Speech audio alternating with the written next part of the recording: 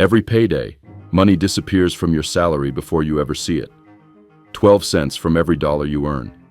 For most Australians under 35, it's the single largest investment they own.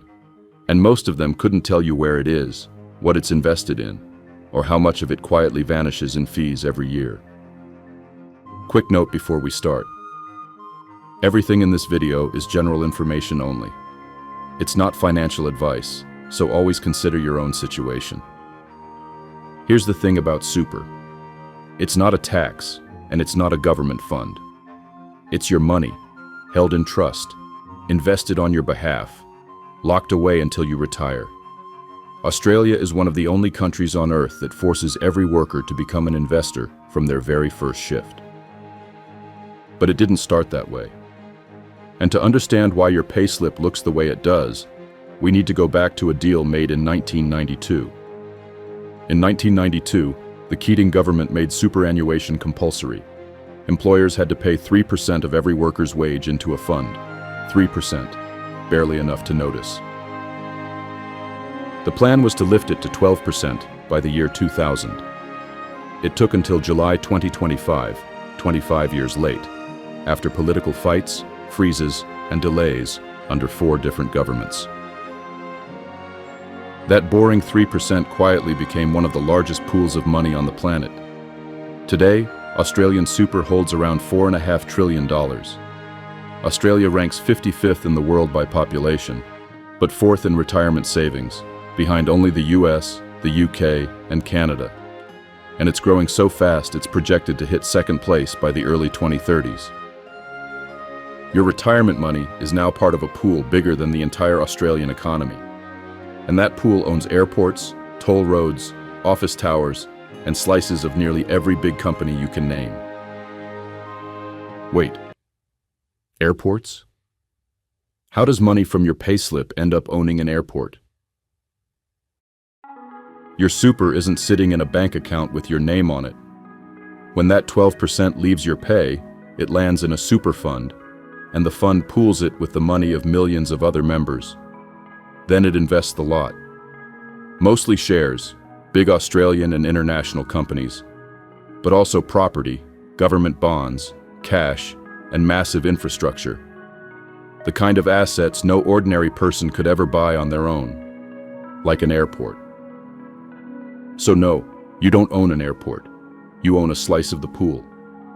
Your balance isn't a pile of dollars waiting for you. It's the current value of your share of everything the fund owns. That's why the number moves. When markets rise, your super grows. When they fall, it dips. And that's the part most people never realize. You're not saving. You're investing. You have been since your first shift, whether you knew it or not. This system has some very strange corners, and the first one might already have your name on it. Fact 1. There is currently about $19 billion in lost super sitting in roughly 7 million forgotten accounts. Changed jobs, moved house, ticked the default box at a new employer. That's all it takes. Some of that money is probably yours, and finding it takes about 2 minutes on MyGov. We'll come back to why this matters so much in a moment. Fact 2. Fees. 2 funds can look identical, but a fee difference of less than 1% a year can cost you around $90,000 by retirement.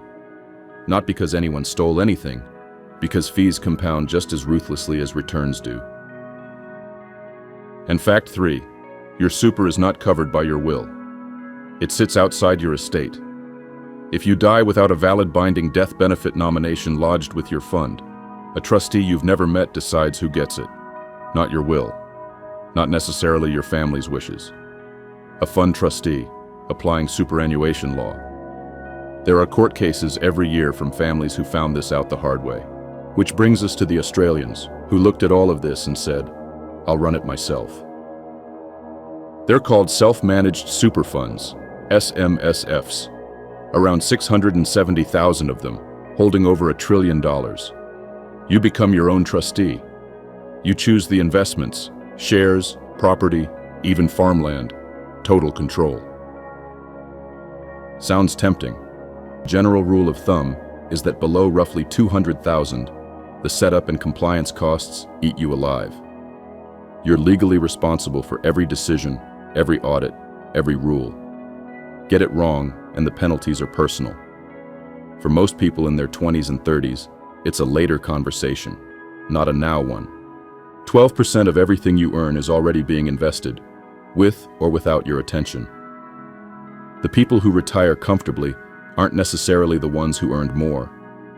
They're the ones who found their lost accounts, checked their fees once, and lodged one form that took 5 minutes.